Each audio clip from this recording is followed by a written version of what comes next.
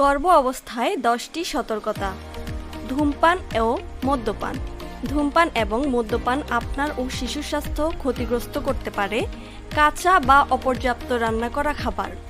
কাঁচা মাংস, কাঁচা ডিম বা অপর্যাপ্ত রান্না করা খাবার খাওয়া উচিত নয়, এগুলো সংক্রমণ ঘটাতে পারে। অতিরিক্ত ক্যাফেইন। অতিরিক্ত কফি বা চা না খাওয়াই ভালো। দিনে 200 মিলিগ্রামের বেশি ক্যাফেইন গ্রহণ করবেন না। ঝুঁকিপূর্ণ কাজ বা ব্যায়াম।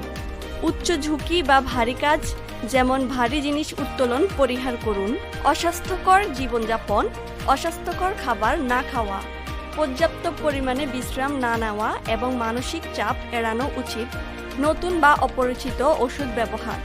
কোনো নতুন ওষুধ ব্যবহারের আগে ডাক্তারের পরামর্শ নিন। পর্যাপ্ত পানি পান করা। পর্যাপ্ত পরিমাণে পানি পান করুন।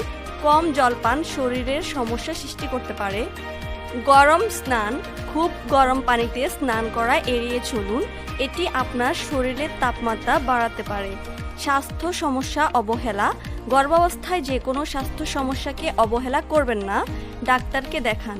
অসামাজিক কর্মকাণ্ড। অতিরিক্ত মানসিক চাপ এবং উদ্বেগ এড়াতে সচেতন থাকুন। এই বিষয়গুলো মেনে চললে গর্ভ অবস্থায় আপনার ও আপনার শিশুর স্বাস্থ্যের জন্য ভালো হবে। কোনো প্রশ্ন থাকলে অবশ্যই আমাদেরকে কমেন্ট বক্সে জানাবেন।